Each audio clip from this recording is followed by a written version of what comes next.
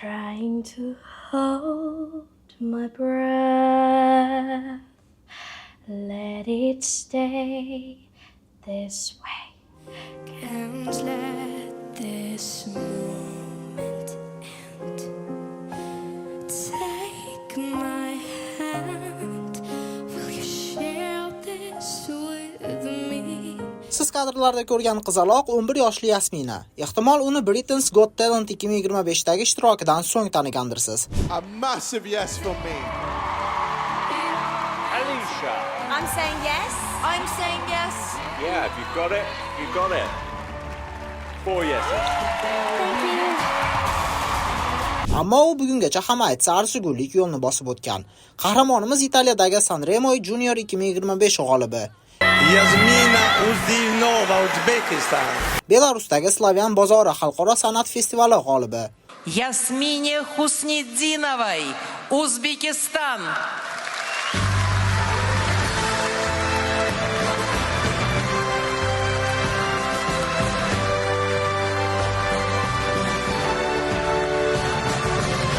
Ovoz bolalar loyihasi finalisti.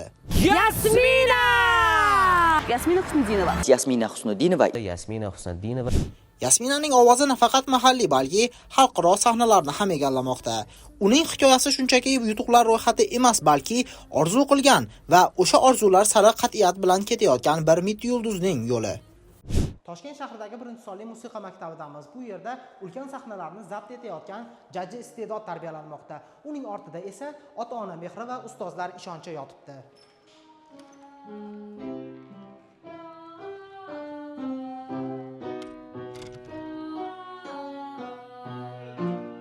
Men hozircha ikkita tilni bilaman. O'zbek tili bilan rus tili. Ingliz tilini o'rganyapman. Fransuz tilini ham ozgincha bilaman, o'rganyapman hozir. 6 yoshimdan musiqa maktabiga borganman va 7 yoshimdanmi ashula aytishni boshlaganman. Shu mashinada ketganimizda Celine Dion, Lara Fabian ashulalarini aytib berardim. Ularni ovozini o'xshash qildirardim va oilam bilan yig'ilamiz. O'sha paytda biz o'zimizni talant shouimizni qilamiz-da. Erta kimdir ashula aytadi, yoki kimdir raqsga tushadi. O'sha paytda men har safar ashula aytardim. O'shandan keyin meni musiqa maktabiga borishgan. Men fikrimcha har bitta farzandning iqtidori bor. Albatta bor. Faqatgina ota-onalar uni kuzatib, ko'proq vaqt ajratib, o'shani vaqtida payqash kerak deb o'ylayman.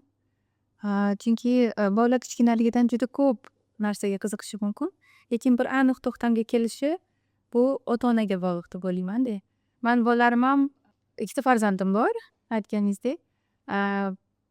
Katta o'g'lim shaxmatist, lekin shaxmatga borishdan oldin u juda ko'p to'garaklarga borgandi. Tillarga qatnagan, hatto raqsga ham qatnagan, taekvondoga ham qatnagan.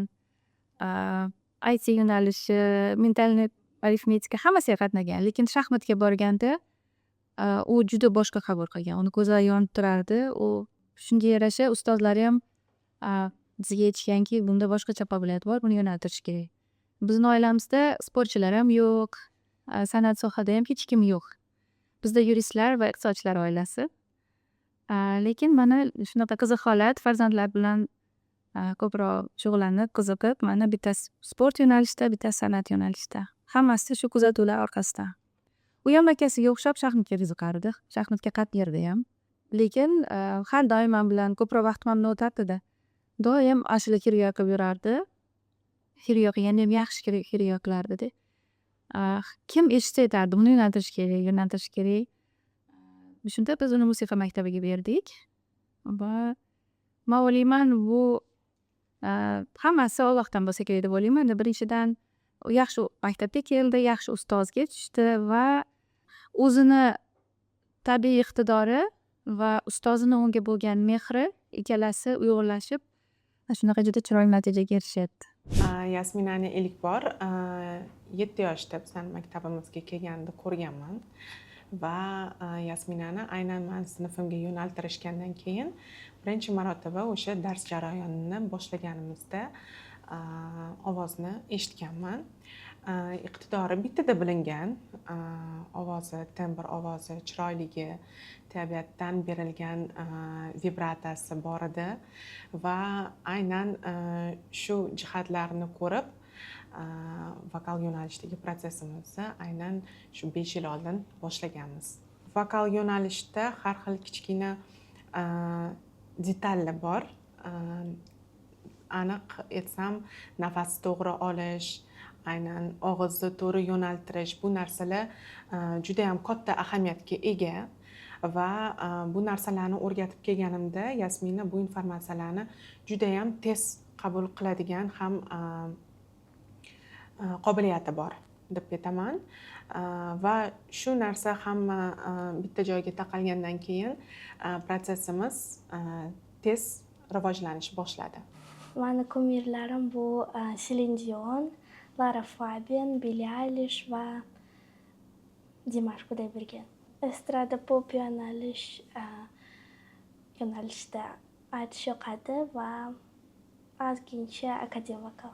Rejamda bor o'zimni shaxsiy avtorskiy ashularimni yozishga va albom chiqarishga ham rejam bor. Maktabga borishga ham ulguraman, o'rtoqlarim bilan gaplashishim kerak-ku. Ham ijodga borishga ham uspech qilaman. Bu maktabga, birinchi maktabga, birinchi sinfdan kelgan Yasmina o'zini iqtidori bilan haqiqatdan ham ajralib turadigan o'quvchilarimizdan. Bizni maktabda juda ko'p iqtidorli o'quvchilarimiz ko'p. Fan olimpiadalarida respublikada birinchi, ikkinchi o'rin olishadi. Fransuz tiliga ixtisoslashtirilgan maktab bizniki. Shu asosda. Undan tashqari, fan olimpiadadan tashqari sportsmenlarimiz ko'p, sportga qiziqadigan o'quvchilarimiz. Shu qatorda Yasmina qizimiz ham o'zining iqtidori, ya'ni musiqa yo'nalishi bo'yicha juda ham olqishlarga deymizmi, baland parvoz ovozda desak ham adashmayman. Chunki bu qizimiz iqtidori juda ham kuchli. Ovozi ham chiroyli. Har bir tadbirimiz Yasminasiz o'tmaydi. Maktabda, tumanda, shaharda taklif etishadi. Husniddinova Yasmina o'quvchingiz bizni tadbirimizda shunaqa o'zini chiroyli qo'shiqlari bilan chiqib bera oladimi deb. Biz ota-onasiga yuzlanamiz, ota-onasidan ruxsat olgan holatda tadbirlarda ishtirok etamiz. Yasmina maktabga kelgandan hozirgi kunda, mana hozir 6-sinf Yasmina, bolada pedagog sifatida o'zgarish, qanaqadir bir nima viqorlar sezganim yo'q. Bu hammasi oiladan kelib chiqadi. Oilada ota-onasi shunaqa chiroyli tarbiya bergan. Maktabda ham, uyda ham Yasmina, bu meni fikrim, bu bir xil deb o'ylayman. Chunki sinfdoshlari bilan bir xil. Men shunaqa dunyo tanidi yoki har xil davlatlarni ko'rdim deb balandparvoz tepalarga bir nima deydi, hozirgi yoshlarning orasida bo'ladigan nimasini sezmadik. Qo'li ta'zimni har doim ko'ksida, salomini, haligini o'qishlarini hammasini joy-joyiga qo'yadigan qizimiz. Men bilan o'rtoqman, уже как 2-sinfdan. Yasmina matematika bilan angliyskida vashshi zo'r o'qiydi o'zi ham. Agar o'yin o'ynasa, Pravda li действие o'ynasa, o'sha vaqtda bir kun biz o'ynadik. Men unga действие qilasan dedim. Действияda menga qo'shiq aytib ber dedim. Xo'p dedi-ki, qo'shiq kuylab berdi. Bolalarimda lekin unaqa mashg'ul bo'ldim degan narsani sezmaganman. Sababi bular har doim band. Masalan, Yasmin faqat musiqa bilan shug'ullanmaydi-da, u maktabida faol, matematikani yaxshi ko'radi, tillarga boradi. Shuning uchun bo'sh vaqti deyarli yo'q. Men oldin ishlardim. O'zim yuristman, lekin hozir farzand tarbiyasi bilan shug'ullanyapman. Katta o'g'lim ham professional sportchi. U ham Yasminadek kichkinaligidan juda ko'p yutuqlarga erishgan. 5 karra jahon chempioni, 10 karra Osiyo chempioni. Biz doim uni xorijiy safarlarga birga hamrohlik qilamiz-da. Shuning uchun xo'jayinim bilan kelishib, bir kun kelishdik, chunki bolani oldida kimdir bo'lishi kerak. Shunda men aytdimki, unda men bolalar bilan bo'laman dedilar. Ular qo'llab-quvvatladilar. Va shunaqa ular ishlaydilar, man bolalarni tarbiyasi bilan shug'ullanaman. Hozir endi mana Yasmina bilan yuribmiz. Shunaqa. Ko'pchilik Yasminani tortinchoq deyishadi. Hayotda lekin juda xushchaqchaq. Hamma bilan tez chiqib ketadi. Sahnada tortinib chiqadi-yu kamtarinu, lekin ashula aytish boshlaganda u deyarli o'zgarib qoladi. Birdaniga u shu ashulaning ichiga to'liq sho'ng'iydi va butun hissiyotlarini shu ashula bilan yetkazadi. Bo'sh vaqtlarimda kitob o'qiyman va yoki film ko'raman yoki o'rtoqlarim bilan ko'chada aylanib yuraman. Eng yaxshi ko'rgan kitobim bu Garri Potter va Sherlock Holmes. Birinchi marta sahnaga chiqqanimda 7 yosh edimmi, 8 yosh edimmi. O'shanda hamma yaqinlarim kelgan va sahna orqasida opam bilan oyim turganlar. Ular menga omad tilagan, chunki bu birinchi sahnaga chiqishim va ozgincha qo'rqib turgandim. Qo'llab-quvvatlashgan meni. Maktabda shu yaqin o'rtoqlarim so'rashadi, qanaqa ishlaydi, kimga borasan, ustozing ismi nima, qayerga borasan, ishlayishga o'rgatgin menga deb savollar berishadi. Endi ularga men yordam beraman. Yasmina akasi shaxmatchi bo'lgani uchun o'zida ham shu shaxmat o'ynash bo'yicha qanaqa bo'lmasa ham baribir imkoniyati bor. Bir marta o'ynaganimda boshidayoq aktivniy xodlar qilib atakani boshlagan, shuning uchun uni dostoyniy raqib deb bilaman. Keyin uning ba'zi bir xodlarida shunaqa joylar bor. Vilka degan narsa bor shaxmatda. Shaxmatda vilka degani srazu bitta xodingiz bilan bitta, ikkita yoki 3 ta figuraga ataka qila olasizda. Shunaqa figuradan, shunaqa xodlardan men ko'p ko'rganman. Lekin o'sha kundan oxirigacha o'ynaganmiz, chunki dars tugab qolgan. Ustoz sifatida o'zi ustozga to'g'risini aytsam juda ham qiyin.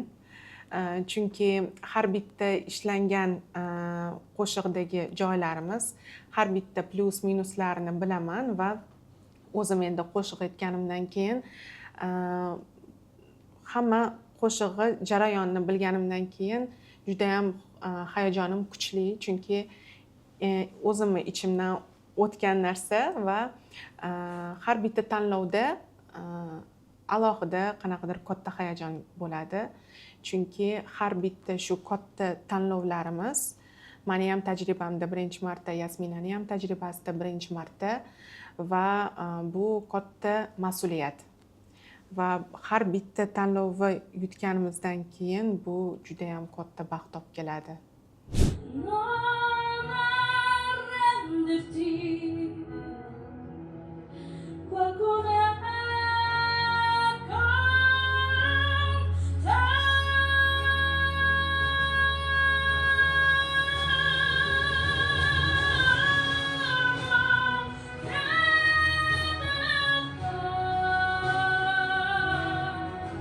Fransuz tiliga chuqurlashtirilgan maktab hisoblangan uchun fransuz tilini hamda matematikani chuqur o'rganadi, yaxshi ko'radi bu fanlarni.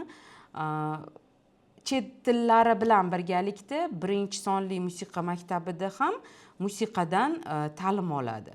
Vokaldan, estrada yo'nalishida. Yasmin ovoz bolalar proyektida qatnashgandan keyin ko'pchilikning e'tiboriga tushdi. Proyektda uni ustozi Ilhom aka DJ Pilgrim edilar. Ular ovoz proyektida 3-o'rinni egallashdi. Ilhom aka Yasminaga juda boshqacha munosabatlar, o'z qizlarida yaxshi ko'radilar.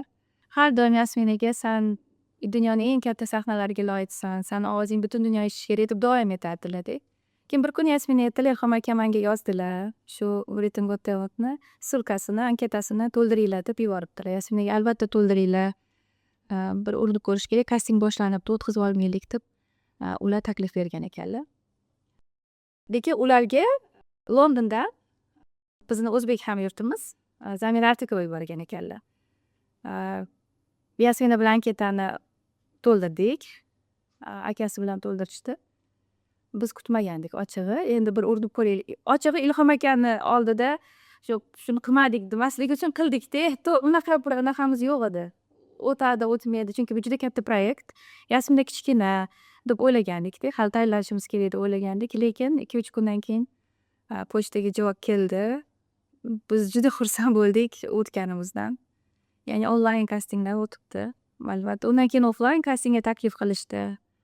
Keyin offline kastingga ketdik. Yasminga offline kastingga rasmiy taklifnoma kelgandan keyin menda birinchi navbatda chun o'ylov paydo bo'ldi. Endi nima qilsak ekan deydi-ku.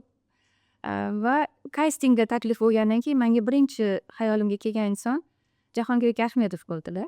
Va men bolalar kontentni rivojlantirish markaziga murojaat qildim.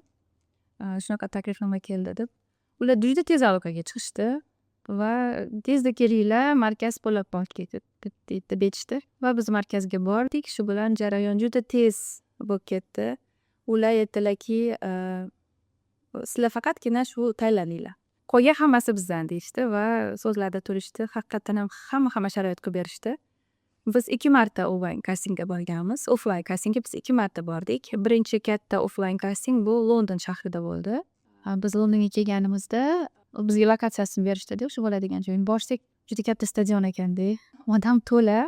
Biz qo'rqib ketdik, biz haq kelib qoldik deb. Endi u yerda faqat vokal emas-da, endi talant show bo'lgandan keyin hamma yo'nalishlar bor. Lekin ularni tashkiliy jarayoniga biz borib qoldik. Shunaqa ko'p odam bo'lishiga qaramasdan, Yasminani aynan vaqti belgilangan, minut sekundigacha o'sha inson chiqib, biriktirilgan inson chiqib, Yasminani o'sha kastingga olib kirib ketdi. Men kichkinaligimdan shu shouni tomosha qilardim va har safar o'zimga o'zim bir kun keladi, men ham albatta shu sahnada ashlaytaman deb o'zimga aytardim va butun dunyoga men O'zbekistondaman deb aytaman deb orzu qilardim. What's your name?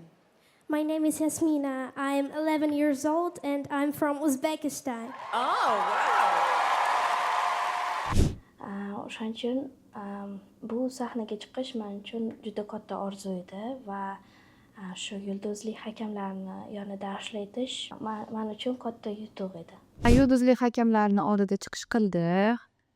Xudoga shukr, yuzi yorug' bo'ldi, hammasi yaxshi. 4 ta ha olgandan keyin mana hozir yana efirlar davom etyapti. Yana 4 ta yoki 5 ta efir bor. Undan keyin jonli efirlar boshlanadi.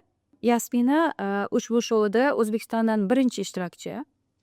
Lekin shuni ta'kidlab o'tish kerakki, jonli efirda faqatgina Britaniya fuqarolari ovoz berishi mumkin.